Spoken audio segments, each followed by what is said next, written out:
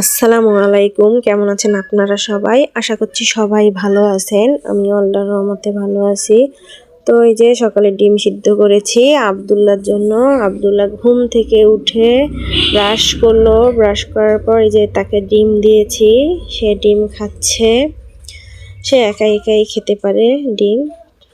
সুন্দর করে সে ডিম খাচ্ছে। তারপর সকালে নাস্তা বানানোর জন্য এই যে আমি এখন আটা নিয়ে নিচ্ছি। আটা গরম পানিতে দিয়ে দিয়েছি। এটা গ্রামের ভাষায় বলে যে হচ্ছে কাওয়া করা। তাহলে কাওয়া করে নিচ্ছি রুটি বানানোর জন্য। এই যে রুটি বানানো হয়ে গেছে, যে ভেজে নিচ্ছি।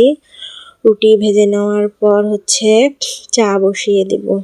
এই যে চা বসিয়ে দিয়েছি। এখন চা ঢেলে নেব।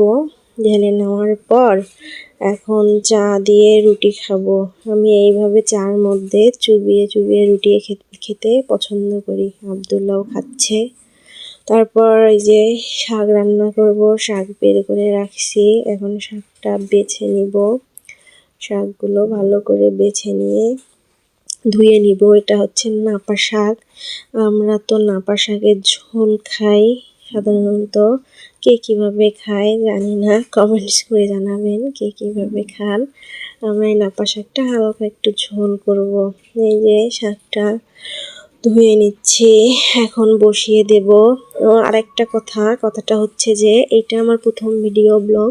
আপনাদের যদি ভালো লাগে তাহলে লাইক করবেন, কমেন্ট করবেন, শেয়ার করবেন, আর হ্যাঁ সাবস্ক্রাইব করবেন। সাবস্ক্রাইব করে পাশে থাকবেন। এই তো শাক রান্না শেষ হয়ে গিয়েছে। এখন মুরগির মাংস রান্না করব। তার জন্য মশলা কষিয়ে নিচ্ছি। মশলা কষানো হচ্ছে। মশলার মধ্যে এক এক করে সব মশলা দিয়ে দিচ্ছি। জানি না কেমন হচ্ছে ভিডিও। তো ভালো করার চেষ্টা করছি। আশা করছি আপনাদের কাছে ভালো লাগবে। এই যে মুরগির মাংসের জন্য সব মশলা একসাথে দিয়ে দিছি। এখন এই যে মরিচের গুঁড়া একটু দিয়ে দিব।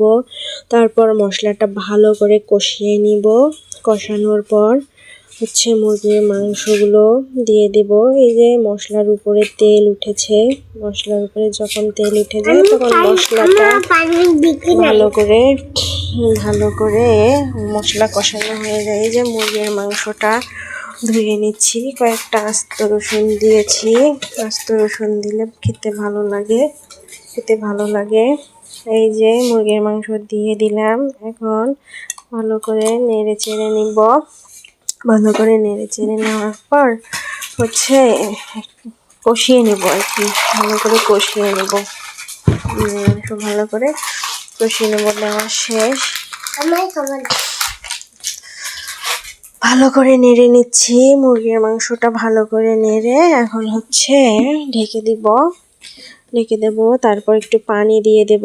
পানি দিয়ে ভালো করে এই যে রান্না করা একদম শেষ। এখন হচ্ছে মুরগির মাংসটা ঢেলে নিলাম। এই যে দেখেন ঢালানো শেষ। একটু আলু দিয়েছি, একটু হালকা একটু ঝোল করেছি। আজকে এ পর্যন্তই। ভালো থাকবেন সবাই। আল্লাহ হাফেজ।